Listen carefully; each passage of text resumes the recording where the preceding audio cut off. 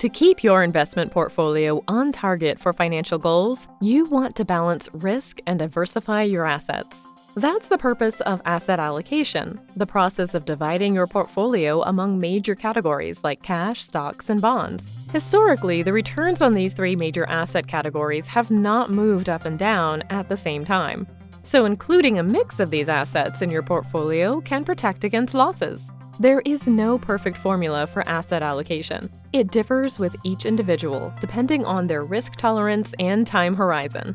Risk tolerance is the amount of your investment you're willing or able to lose in exchange for greater possible returns. Risk tolerance is closely tied to time horizon, or the amount of time you have to invest.